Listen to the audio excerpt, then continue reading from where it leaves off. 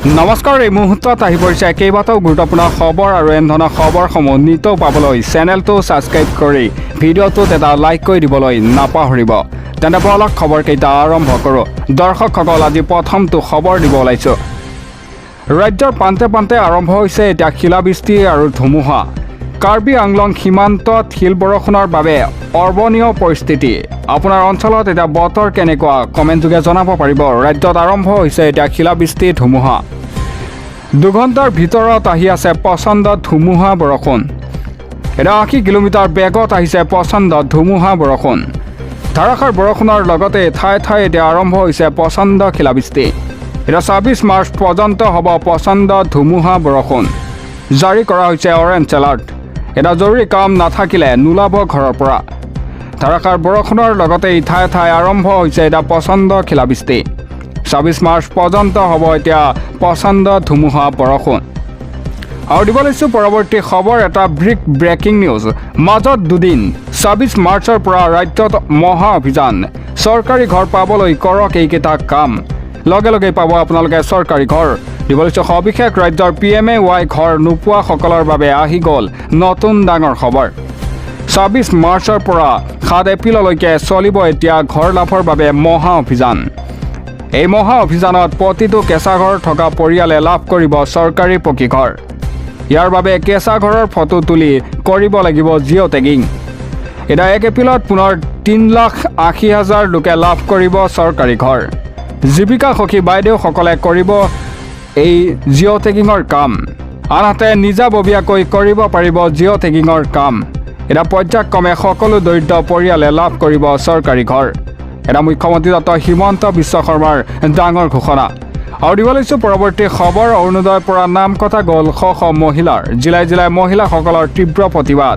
এটা ধন নিদিয়াৰ বাবে বাছনি কমিটিয়ে নাম কাটি দিয়াৰো অভিযোগ আহি পৰিছে। অৰুণোদয়ৰ পৰা নাম কটা গ'ল শ শ মহিলাৰ।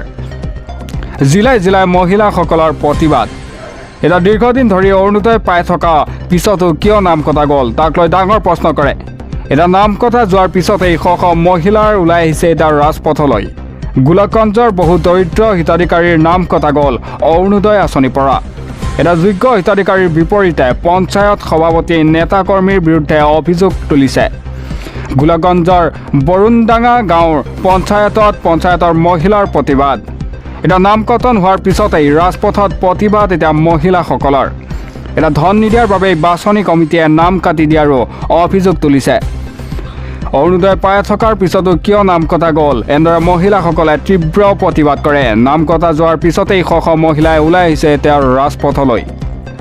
গোলকগঞ্জৰ বহু দৰিদ্ৰ হিতাধিকাৰীৰ নাম কটা গ'ল অৰুণোদয় আঁচনিৰ পৰা। আৰু দিব লৈছোঁ পৰৱৰ্তী খবৰ এটা ব্ৰেকিং নিউজ। মূৰ ঘূৰণি, মূৰ বিষ, জ্বৰ, চৰ্দি, ছালৰ ৰোগ আৰু চকু ৰঙা পৰিছে নেকি? যদি হৈছে এতিয়া সাৱধান হওক। আজিয়েই যাওক চিকিৎসকৰ ওচৰলৈ। দিব লৈছোঁ সবিশেষ আপোনাৰ চকু ৰঙা পৰিছে নেকি? মূৰ ঘূৰণি, মূৰৰ বিষ, জ্বৰ, চৰ্দি, ছাল ৰোগ হৈছে নেকি আপোনাৰ?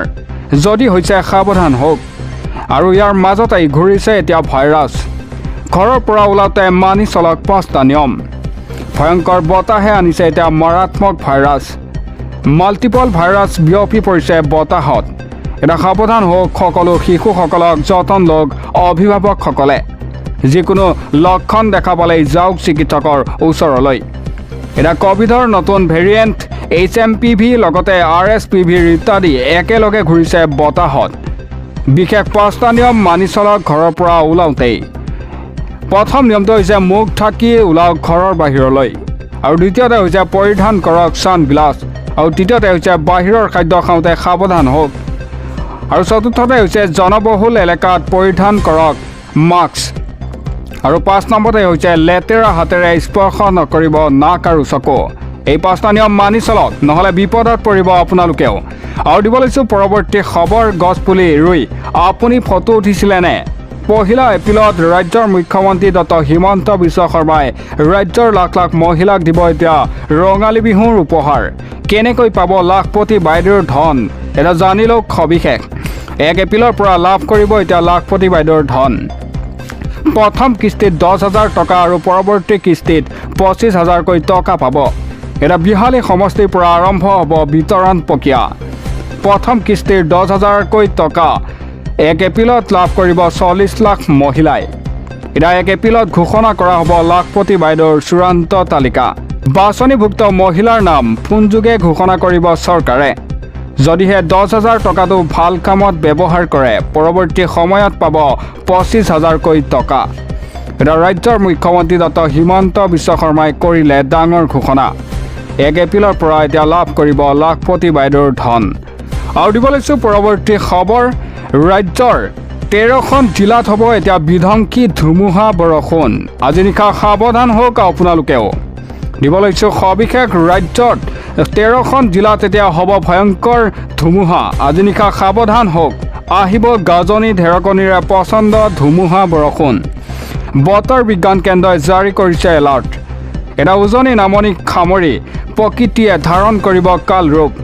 ৰাজ্যৰ 13খন জিলালৈ য়েল্লো এলাৰ্ট জাৰি কৰিছে বতৰ বিজ্ঞান কেন্দ্ৰই। তিনিচুকীয়া, ধেমাজি, ডিব্ৰুগড়, চৰাইদেউত এলাৰ্ট জাৰি কৰিছে বতৰ বিজ্ঞান কেন্দ্ৰই।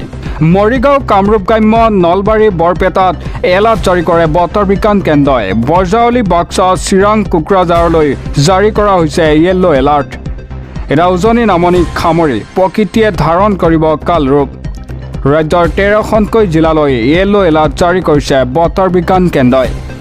আৰু দিব লৈছোঁ পৰৱৰ্তী খবৰ, ঈদৰ পাকখনত লাখ লাখ মুছলমানৰ বাবে আহি গ'ল বৃহৎ উপহাৰ। 3 দিনলৈ ৰেল টিকট 20% ৰেহাই ঘোষণা। এটা দেউলীয়া পাকিস্তানে ঈদৰ প্ৰথম আৰু দ্বিতীয় আৰু তৃতীয় দিনত এই ডিছকাউণ্ট দিয়ে। আল্লাহ, গজব হৈ গ'ল, এনেদৰে মন্তব্য কৰে পাকিস্তানী লোকে। ৰমজানত পাকিস্তানী জনতাই বল্লে বল্লে। ঈদৰ পাক মুহূৰ্তত এতিয়া পাকিস্তানৰ চৰকাৰৰ বৃহৎ উপহাৰ। দেশবাসীৰ বাবে ৰেল টিকট ৰেহাই ঘোষণা কৰিছে পাকিস্তানী চৰকাৰে। এতিয়া যাত্ৰীসকলক 3 দিনৰ যাত্ৰাৰ বাবে পাব ৰেহাই আৰু কম টকাত ঘূৰিব পাৰিব ৰেলত। যাত্ৰীসকলৰ বাবে ৰেলৱে টিকট 20% ৰেহাইৰ ঘোষণা পাকিস্তানী চৰকাৰৰ। এটা পাকিস্তানত ঈদৰ উপলক্ষে এয়া চৰকাৰে জনগণক দিছে উপহাৰ। এটা উৎসৱ উপলক্ষে ৰেলৱে যাত্ৰা কৰিবলৈ উৎসাহিত কৰাৰ প্ৰয়াস চৰকাৰৰ। যাত্ৰীসকলৰ বাবে এই ডিছকাউণ্ট ঈদৰ প্ৰথম আৰু দ্বিতীয় আৰু তৃতীয় দিনত উপলব্ধ হ'ব। এতিয়া আগতীয়াকৈ টিকেট বুকিং কৰাৰ আহ্বান জনাইছে যাতে শেষ মিনিটত হাহাকাৰ পৰা ৰক্ষা পায়।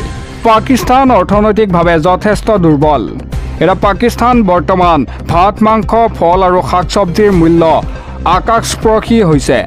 এসাঁজ ভাত খাবলৈ চিন্তা কৰিব লাগে লাখ লাখ জনতাই।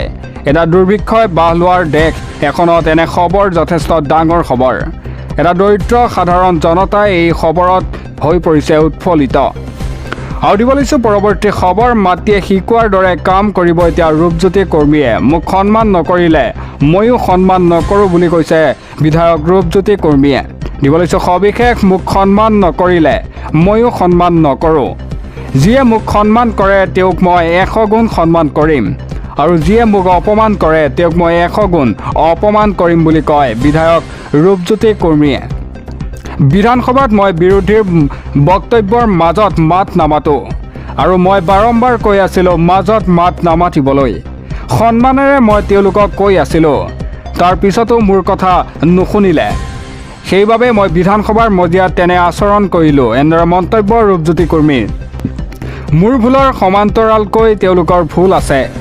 এনেকুৱা যদি পুনৰ কৰে মই পিছুৱাই নাথাকোঁ। সংবাদ মাধ্যমৰ আগত বক্তব্য দি থাকোঁতেই মোক আমিনুল ইছলামে অপমান কৰিছে। সেইবাবে মই তেওঁৰ চৰিত্ৰ ৰাইজৰ আগত উদঙাই দিছোঁ। চেয়াৰমেন আলী আৰু অখিল গগৈ, আমিনুল ইছলাম জেলত যোৱা মানুহ, এনেদৰে মন্তব্য কৰে ৰূপজ্যোতি কৰ্মীয়ে। তেওঁলোকৰ লগত মোৰ তুলনা নহয়। এটা বিধানসভাৰ মজিয়াত যি হ'ল তাৰ বাবে মই ক্ষমা বিচাৰিছোঁ। মোক সন্মান নকৰিলে ময়ো সন্মান নকৰোঁ বুলি কয় ৰূপজ্যোতি কৰ্মীয়ে। যিয়ে মোক সন্মান কৰে তেওঁক মই 100 গুণ সন্মান কৰিম, আৰু যিয়ে মোক অপমান কৰে তেওঁক মই 100 গুণ অপমান কৰিম বুলি কয় বিধায়ক ৰূপজ্যোতি কৰ্মীয়ে।